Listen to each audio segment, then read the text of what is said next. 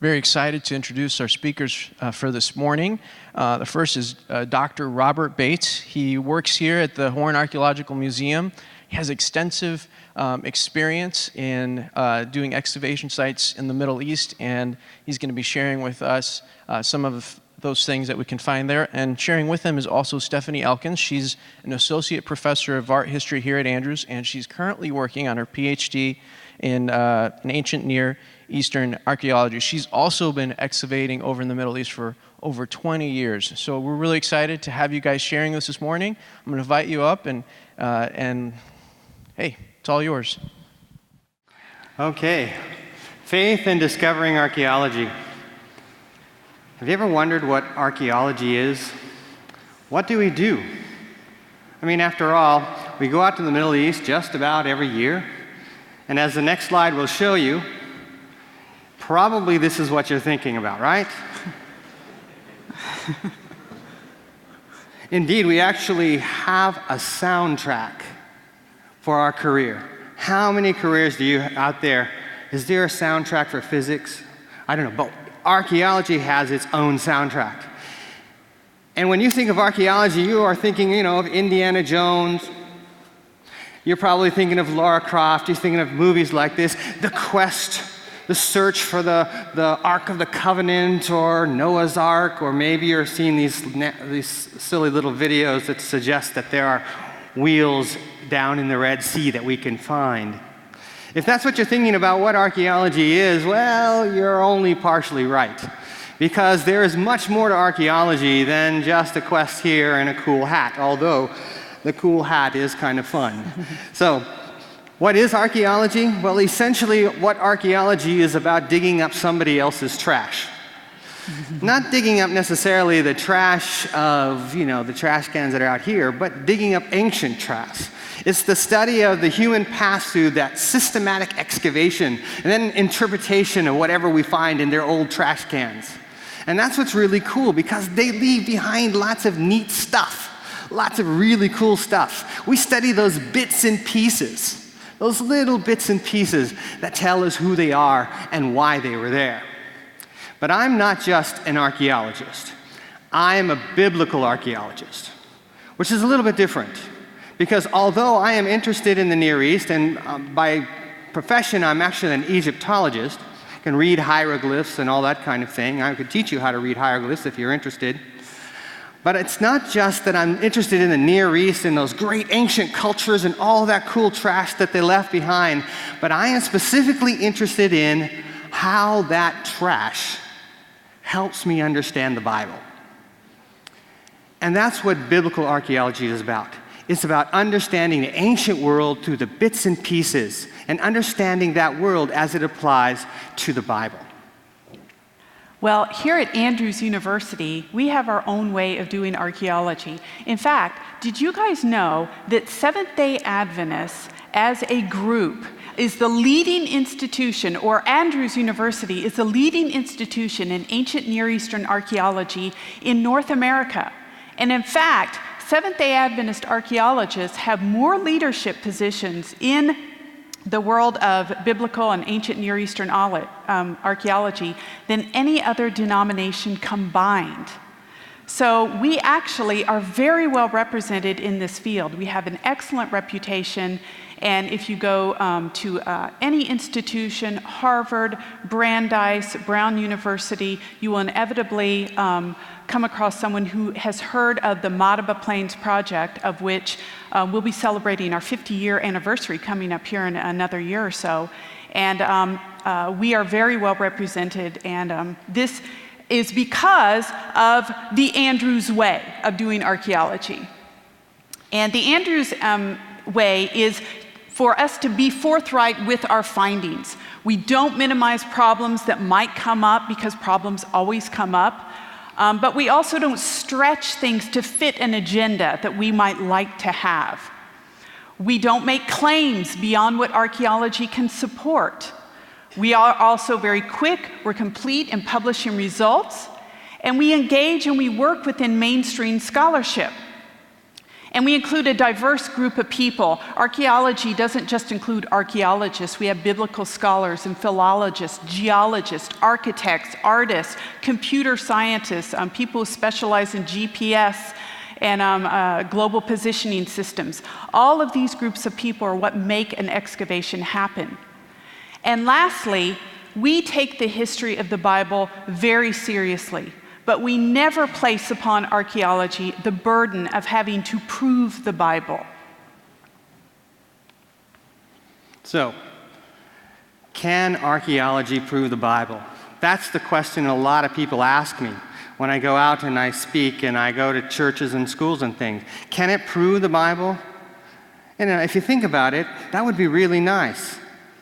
But exactly what would that take to prove the Bible? What would convince the people in this row, the ones who are sitting here just took a quiz in infinitive constructs and participles, thank you for joining us, that the stuff that they found in this row is actually from the Bible? Would you be convinced by the same things that they are convinced by? It's actually a lot more difficult than you think. Imagine right now if all of a sudden there was a massive earthquake. Now, I come from California, so I'm very familiar with earthquakes. And there was a massive earthquake, and it were to destroy this building, Lord forbid. It destroyed the building. This side of the building came down and collapsed, and I'm sorry, you die over here. You die, all of you die. Over here, you get away. Now, I want to ask you, if this building starts shaking, are you going to take everything that you have that's sitting, like the guy back there has got his computer open and he's studying, is he going to take that with him? Is he? What happens is when all this stuff falls on, and he, by the way, he dies too. Building falls on top of him and he dies. But his computer is left behind, isn't it? The pens that you have, the clothes that you wear, all those bits of the glasses, like mine, are left behind. Now, what happens? What happens when archaeologists come, let's say 500 years from now, and we'll have to do this in an imaginary world, 500 years from now, and they start to excavate? Will they understand? Take out your phones. Do you have your iPhones out with you? Let's take out our phones like this. In 500 years, will the battery have died? Probably. So what are people going to think in 500 years that this is for? What are they going to say? Oh, they seem to have it attached to their face. If the electricity isn't working, they're not going to know.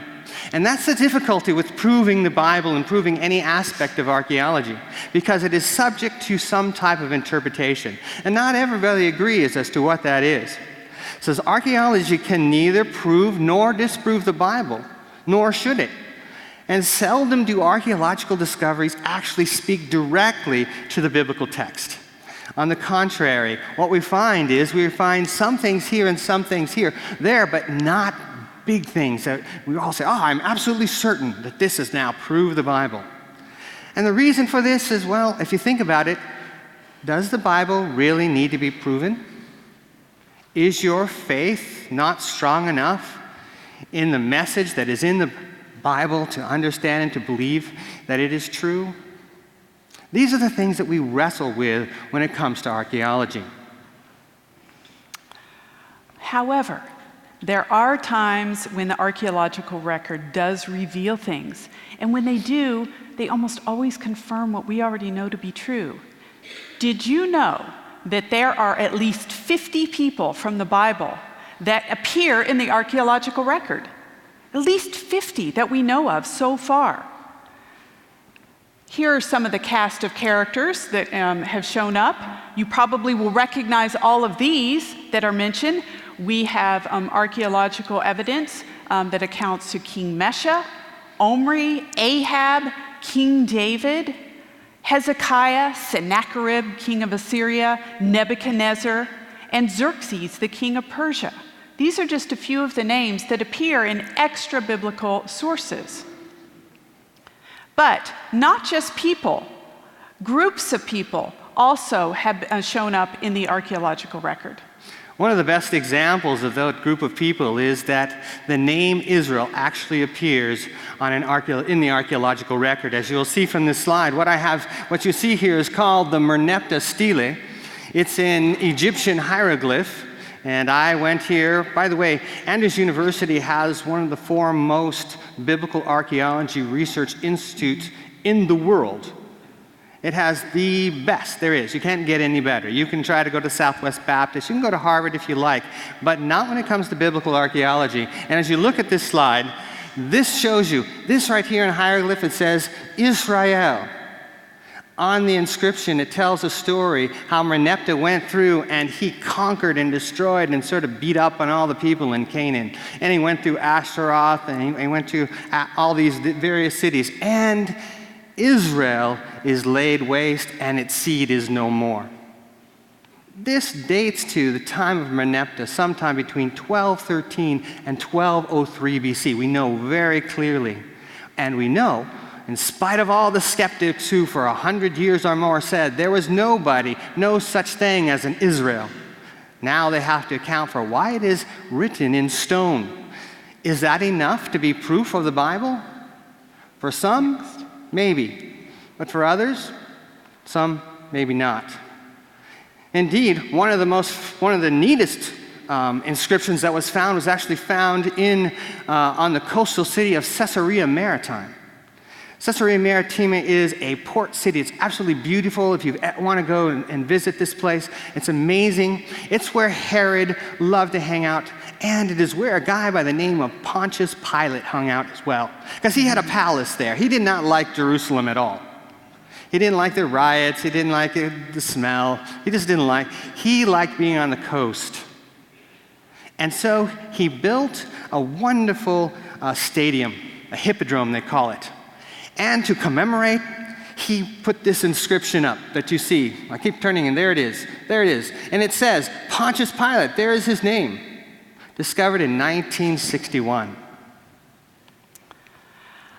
Another discovery was found in the 1990s, and this is the first extra biblical evidence for the existence of King David.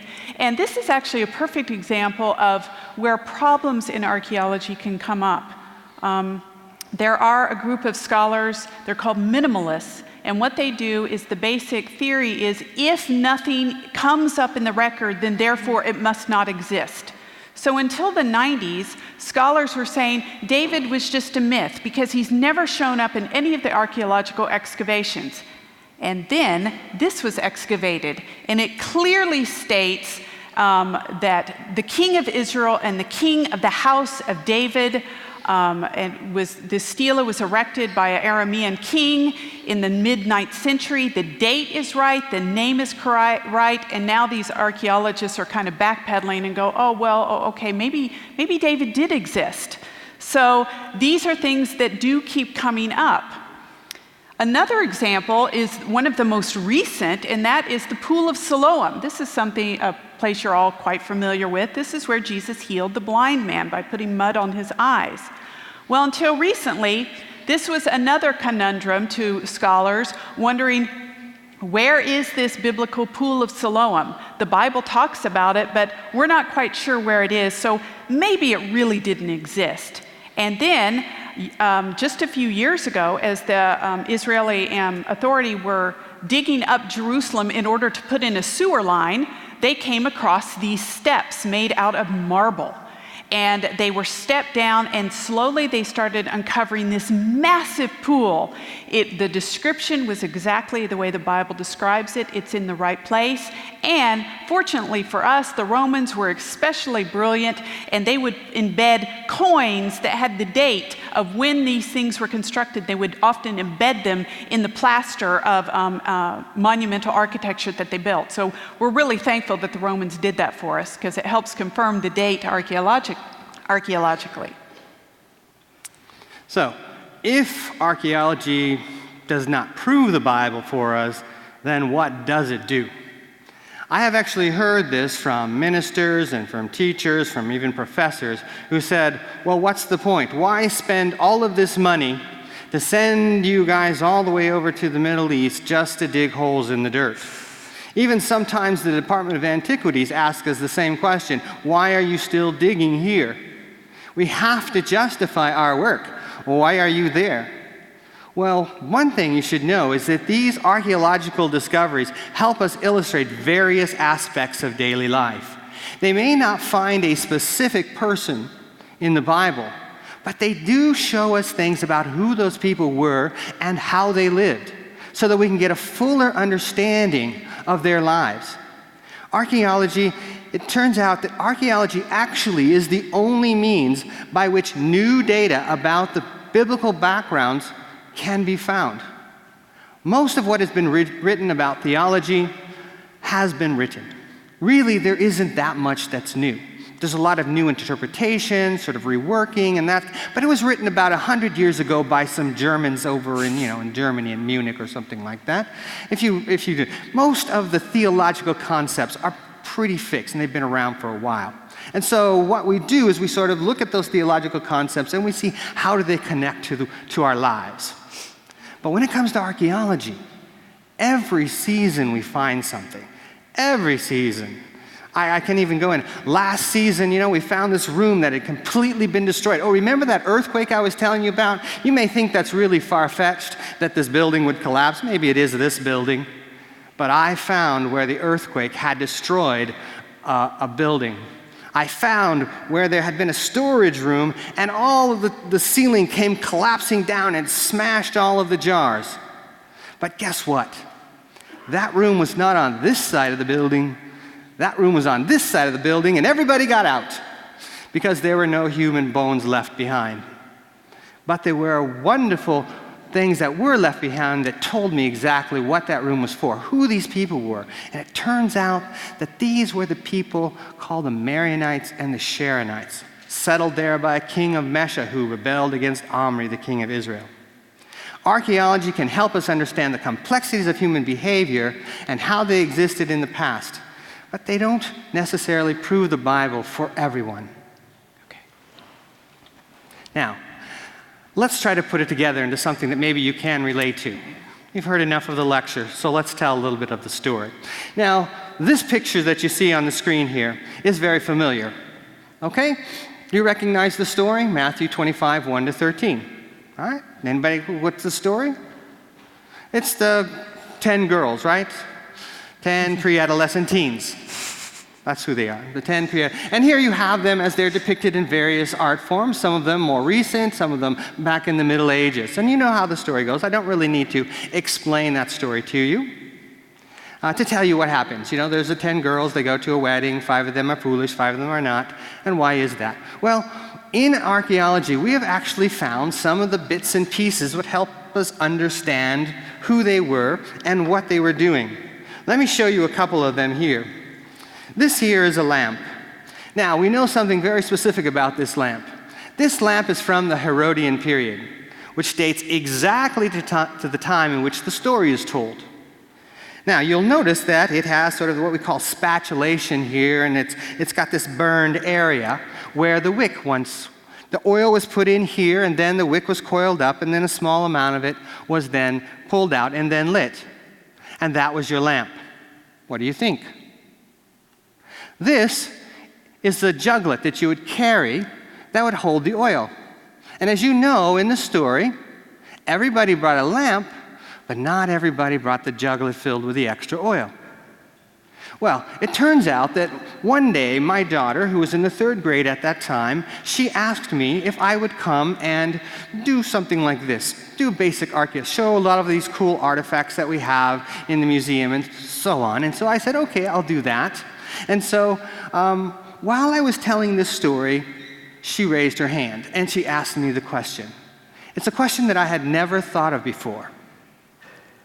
How long does the lamp burn? How long does the lamp burn? And I thought, Now at this point as a daddy, I'm supposed to think, do I make something up and save face? Or do I be honest? And I decided to be honest because I was completely surprised by the question. I said, I don't know. Nobody had ever asked that question. So my daughter, what she did was she gathered all of these lamps, as you see in this picture. She gathered all of these lamps from our collection. There were about 100 of them as the sample. She filled them all with water, and then she poured them into a beaker, and then she took an average about how much oil was in what each of these lamps would hold. And you want to know how much? The average amount of oil was 20 cc's. That's not a lot of oil, if you think about it. Then she made a lamp, not unlike this one, and then we tested it to see how long it would burn. So we ran several experiments, and I didn't like the results. They weren't right. Surely that couldn't be right. Anybody want to guess how long it was that these beautiful Herodian lamps from the time of Jesus that every little girl had in their possession, how long do you suppose they would last? An hour? The actual time was 1 hour and 58 minutes. That was the average time. Almost all of them were exactly the same size.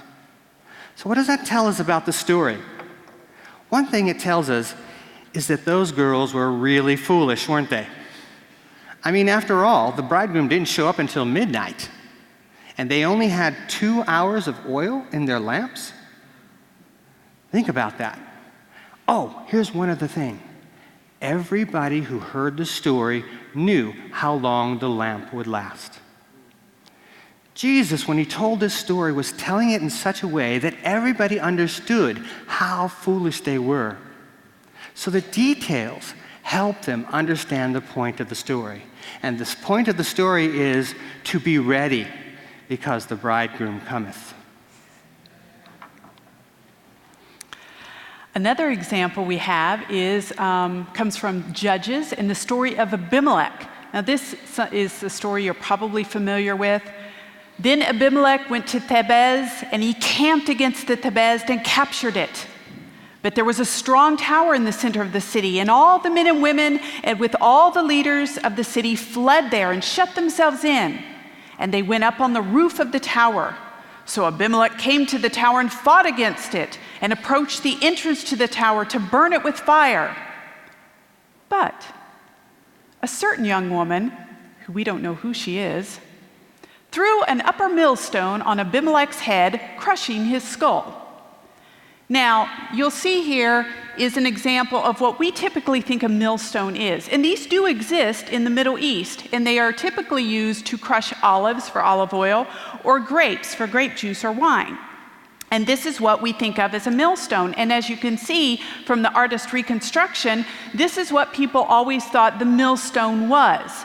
And this, of course, led to scholars saying, well, that's ridiculous. What woman, I mean, this millstone probably weighs about 500 pounds. There is no way I could lift that over my head and aim at a certain person who is moving around and happen to crush his skull. There's just no way. Besides, these particular millstones were found only in certain installations on the ground. They would never have been on the roof because it would have caused the roof to collapse due to their weight. So what to do with this story? Oh, well, it didn't exist. It was a myth. It had to have been a myth. And it was just used as a way for the Israelites to create a history for themselves. Until archaeological excavations began to uncover certain basalt fragments. They uncovered dozens of them, and then hundreds of them. And now we literally have thousands of them, and they look like this. This is a millstone, and this is what a woman would have used in her household to grind the grain for the daily wheat in order to make bread. And guess where these millstones were primarily located? On the roofs of houses. We also know from this particular time period during the Iron Age that houses were built up against the defense wall of the city. So it would have been very feasible for the woman to be up on the roof, looking over, watching the war, grinding her grain, and she decides to take matters into her own hands. And we also know, the story goes on to say that Abimelech actually regained consciousness enough to call his sword bearer over and say, please, please kill me because I don't want anyone to think that a woman killed me. Okay, well, of course, this story has become infamous, and now we know Abimelech as the man who was crushed with a millstone. Part of the archaeological team that I belong to, Tel El Umeri, we reconstruct this infamous story every season. And you'll see here on this slide, there's a reconstruction of a 4-room house which was built up against the city wall, and you see all us ladies up here on top holding this upper millstone. That's what this is called, an upper millstone. And you can see Rhonda Root, who's a professor of architecture here at Andrews University, she's drawing the face of Abimelech on a watermelon. And then we put Abimelech way down at the base of the city wall, and you can see that's me tossing the millstone over, and we do indeed end up eventually crushing Abimelech's skull, in this case, a watermelon. But clearly, something like this, if this hits you, it would definitely be fatal, but it might not kill you right away. And that's what the story says. It crushed his skull, but he calls his sword bearer over to finish the job. If an average 500-pound millstone were to hit you on the head, what do you think that would do? That would not only kill you right away, it would probably smash you flat. And it would no way, and anyway, excuse me, sword bearer, that would not happen. But this is incredibly probable. And this makes the biblical story come alive for us. This is a millstone. This is what that woman threw at Abimelech. If this hit you on the head, it would likely be fatal. And this woman, she had incredible aim to be able to do this, because you can see there are so many of us standing up on the tel, and it took us all about 2 or 3 times before someone manages to hit him and break the watermelon open. But this is an example of archaeology confirming what we already know to be true in the Bible, in the biblical story. And we do want to show you a few other things that we have here.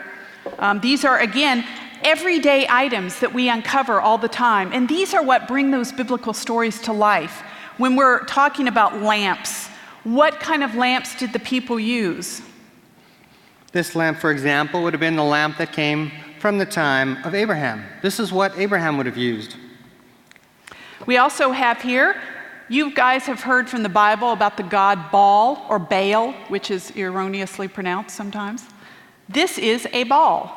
This is a god. And this is what people worship. Yes, this is a real one, not a replica.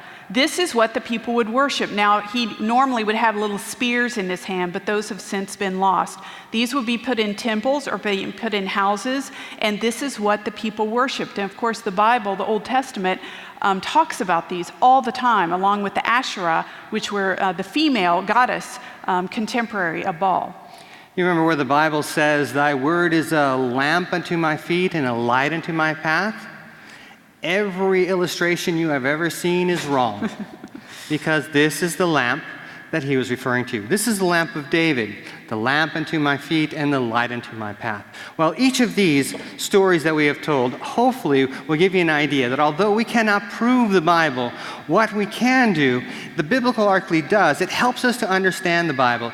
While it cannot prove it, it helps us understand the historical and cultural context of the Bible so that we can make a fuller spiritual connection with God, because we now understand who the people are and how they lived. We understand their stories better, and we now, for me, at least for me, it helps me believe that, hey, I have something to hold on to. I can connect now in a personal way with the stories. If you would like to join us sometime, come join us at the Jordan Field School. In our last slide, as you see here, here are a group of people, some of them in the audience, my daughters who are in the back, and then I see Chris that's here, and a number of others. Join us for the Jordan Field School, and we will show you how the Bible will come alive. Thank you.